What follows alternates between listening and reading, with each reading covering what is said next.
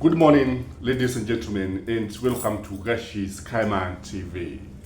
The rains continue to pound most parts of the country. I don't know where you are, whether the rain is actually there.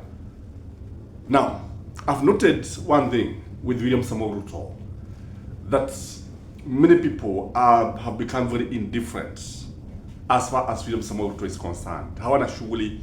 Wakati anapita hapo beleni, utaona kwamba everything would come to a standstill. But of late, I've noted that when his motorcade is passing, especially where the areas that are perceived to be opposition stronghold, utaona kwamba watu wanaendelea na shughuli zao kama kawaida bila kujali pasi na kumwangalia. And this happened in Githurai. And when William Samoei Ruto passed in Githurai, people continued with their businesses as usual.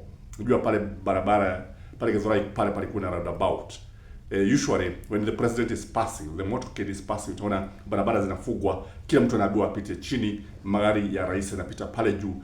Na previously ukiona the town coming to a standstill, the business is coming to a standstill, and everybody want to see the president and the president to address the crowd. But it's no longer the case. I want you to watch this clip here before we give a critical analysis why people are no longer interested with William Samoei Ruto, or why he's not attracting the attention as he used to do. Watch this clip here.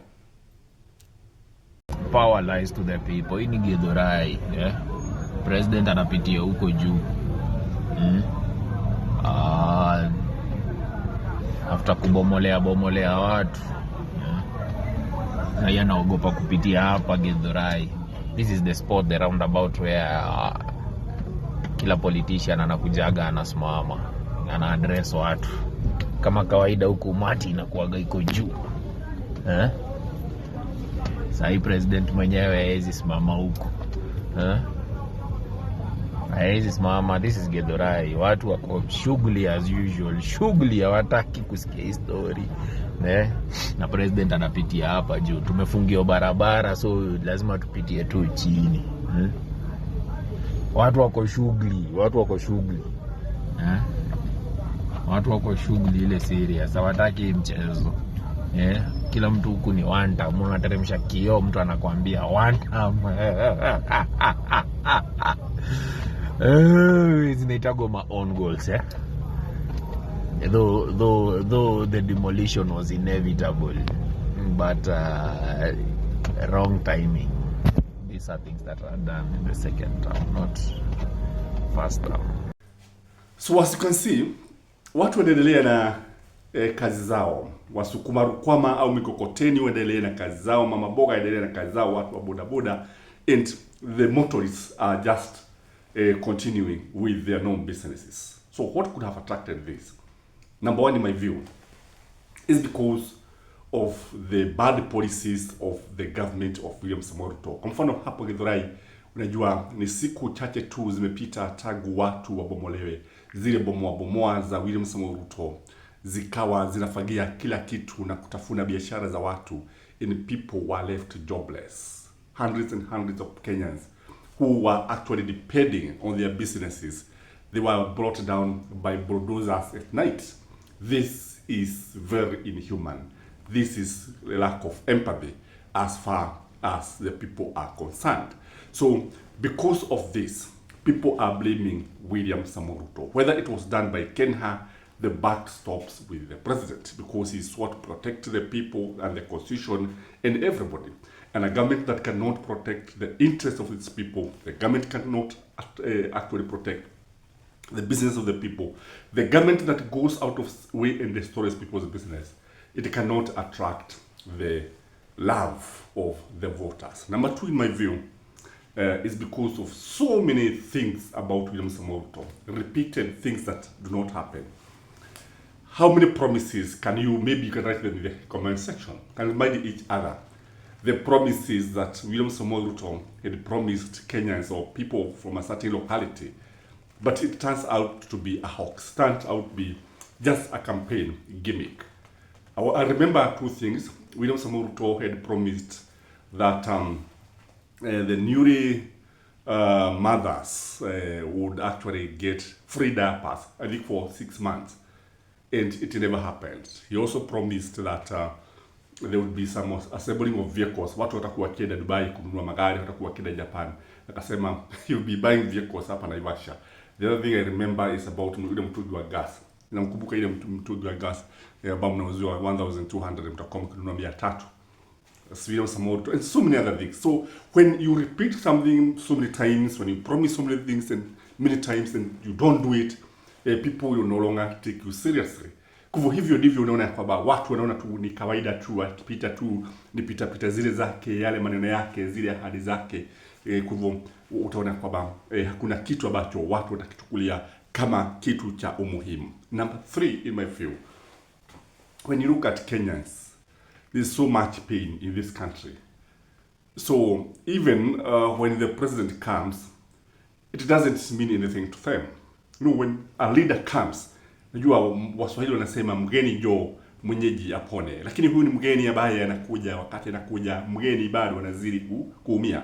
Kwa hivyo utaona kwamba even when he goes to a certain place, so people says after all, nothing is going to change. And people are no longer interested in whatever the politicians are saying.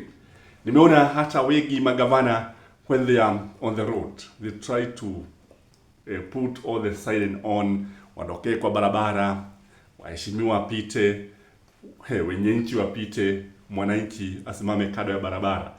Because of this, politicians have turned out to be nuisance to many Kenyans, especially those who have not delivered, and especially those from William Samoei Ruto. Watu hawashughuliki na viongozi wa William Samoei Ruto. Lakini in the same place, ironically, if for example Kalonzo and Gachagua and Matiang'i were to pass there, everything would change and everybody would start to listen to these leaders. One, because they inspire hope. Number 2, when they come, they are speaking on behalf of the people. Kwa watu wanafurahia. Unajua watu wengi wanasema sijui Gachagua nini. Gachagua ni kiboko yao. Gachagua is the mouthpiece of Kenyans.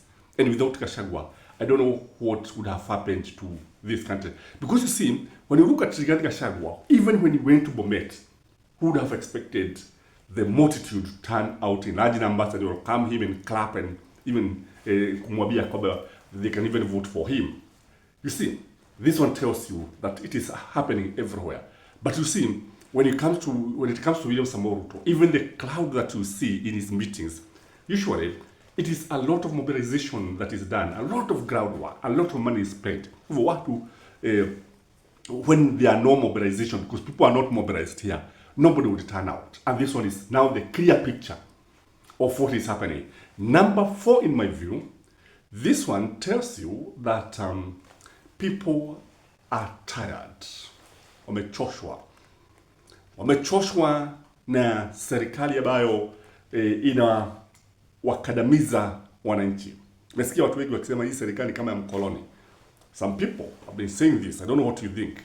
And I think when they compare this government to the government of Mwai Kibaki. Unajua ajabu ya Kibaki ni kwamba Kibaki angepita hata bila shughuli, angeendelea na shughuli zake. I remember there was a time he drove all the way from Nairobi to Othaya and he not even stop anywhere. There was no stopover in Githurai. There was no stopover in Keno.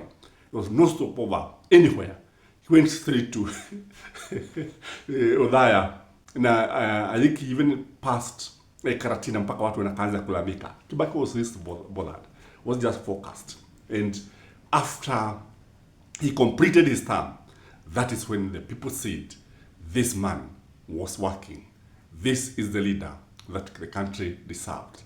What is happening to William Samoei Ruto? If William Samoei Ruto was to come to your village, najua watu wengi wakiona Ruto wataendea tu pesa, wafikiri pesa zitamwagwa. But when there is no money, people are least bothered. Would you stop whatever you are doing to go and see the President of the Republic of Kenya, William Samoei Ruto, if you were to come near your village, near your estate, or even in your market? What would happen? Because this is something that will be repeated many times. And this tells you that William Samoei Ruto is likely to be a one-term. This one should worry the president. The reason why the opposition would attract huge gathering, kwa sababu ukiangalia mikutano ya wanasiasa wa upinzani inahudhuriwa sana. People would say about the by-elections, zile zilifanyika nini. But did you notice that the opposition did not bother with anything? They don't even talk about them. They don't say even there were by-elections. So UDA waliambiwa enda ukashindane na nyinyi wenyewe, mkajishinde nyinyi wenyewe. Go and compete among yourself. They were listening to that. That is my take, ladies and gentlemen. I don't know what you think, but from where I sit, the government should be worried by the current trend. Please remember to like the video, please, and have a blessed day.